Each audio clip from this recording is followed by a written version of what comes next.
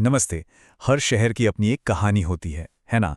लेकिन कुछ शहर सिर्फ शहर नहीं होते, वो एक संगम की तरह होते हैं।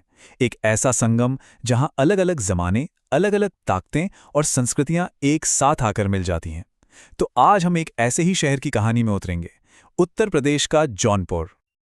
और यहीं पर एक बहुत दिलचस्प सवाल उठता है। क्या कोई शहर एक ही वक्त में अपने शानदार गुजरे हुए कल और अपनी आज की हकीकत, इन दोनों का संगम हो सकता है? जौनपुर का ये सफर शायद हमें इसी सवाल का जवाब दे।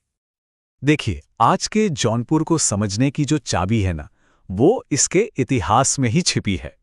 तो चलिए, इस कहानी की शुरुआत वहीं से करते हैं, जहां से जौनपुर की असल पहचान बनी, यानी शर्की सल्तनत का दौर।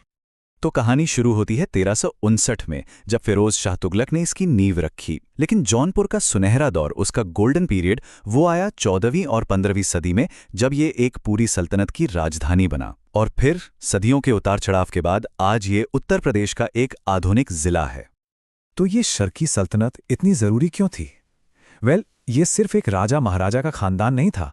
ये वो पावर थी, वो ताकत थी, जिसने जौनपुर को एक आम से शहर से उठाकर उत्तरी भारत का कल्चरल, एजुकेशनल और आर्किटेक्चरल हब बना दिया था।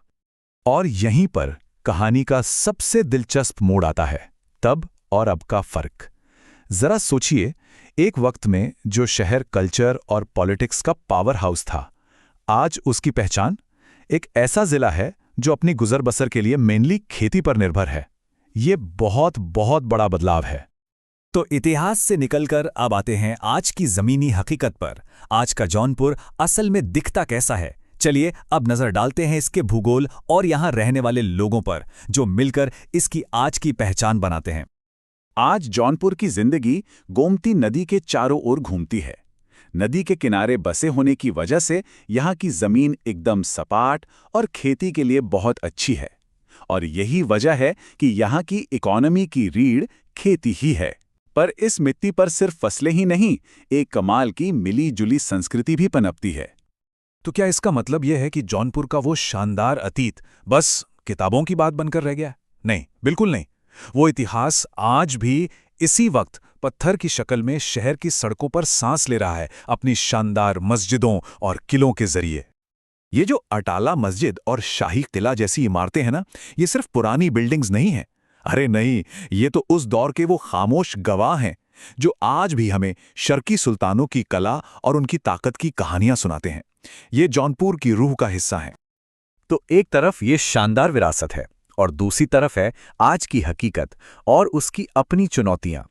हर शहर की तरह जौनपुर के सामने भी कुछ बड़ी मुश्किलें खड़ी हैं, जो तय करेंगी कि इसका भविष्य कैसा होगा। यहाँ की सबसे बड़ी चुनौतियों में से एक को ये आंकड़े दिखाते हैं। जरा देखिए, जब किसी जगह की लगभग 85% इकोनॉमी सिर्फ खेती पर टिकी हो और इंडस्ट्री बस नाम मात्र की हो, तो ये एक बहुत बड़ी निर्भरता पैदा करती है। ये नंबर्स साफ साफ इशारा कर रहे हैं कि विकास के नए रास्ते ढूंढना कितना जरूरी है। तो फिर आगे का रास्ता क्या हो सकता है? दो बड़ी चीजें साफ नजर आती हैं। पहली, गोमती नदी में जो बार बार बाढ़ आती है, उससे होने वाले नुकसान को काबू में करना। और दूसरी, इकोनॉमी को सिर्फ खेती के भरोसे छोड़ने के बजाय इंडस्ट्री को भी बढ़ावा देना। और यही आकर जौनपुर की कहानी एक दोराहे पर खड़ी हो जाती है। एक तरफ है इसका सुनहरा शानदार अतीत और दूसरी तरफ हैं आज के आर्थिक और भौगोलिक चैलेंजेस। तो आखिरी सवाल यही है कि क्या ये महान विरासत आने वाले कल के लिए एक मजबूत नींव साबित होगी, या फिर एक ऐसी भारी परछाई बन जाएगी जिससे आगे निकलना ही मुश्किल हो जाए? इसका जवाब शायद आने वाला वक्त ही देगा।